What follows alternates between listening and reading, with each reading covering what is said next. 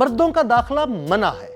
ایک ایسا گاؤں جہاں صرف خواتین رہتی ہیں اور کسی بھی مرد کو اس گاؤں میں جانے کی اجازت نہیں۔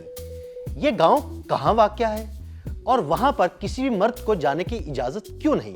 آئیے کچھ دلچسپ حقائق کے بارے میں آپ کو آگاہ کرتے ہیں۔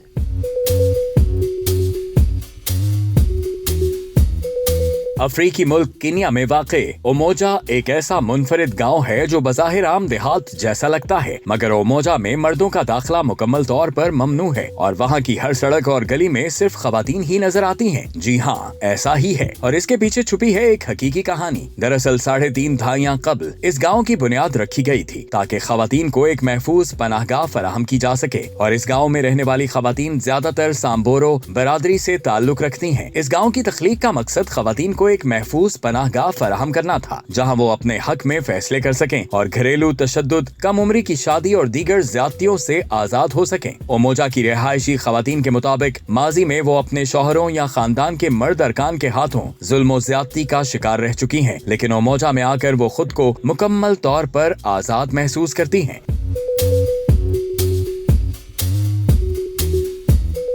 اوموجا یعنی اتحاد کا گاؤں میں اس وقت 47 عورتیں اور 200 بچے رہتے ہیں۔ اگرچہ خواتین نہایت سادہ اور کفایت شعاری سے زندگی گزارتی ہیں، لیکن یہ باہمت عورتیں اور لڑکیاں ایک باقاعدہ آمدنی بھی کماتی ہیں جو سب کے لیے خوراک، لباس اور رہائش فراہم کرتی ہیں۔ گاؤں کی رہنما عورتیں دریا کے کنارے تقریباً 1 کلومیٹر کے فاصلے پر ایک کیمپ سائٹ چلاتی ہیں جہاں سفاری سیاحوں کے گروہ قیام کرتے ہیں۔ عورتیں گاؤں میں داخل ہونے کے لیے ایک معمولی داخلہ فیس وصول کرتی ہیں اور امید رکھتی ہیں کہ گاؤں میں آنے کے بعد سیاح دستکاری مرکز میں عورتوں کے بنائے ہوئے زیورات خریدیں گے۔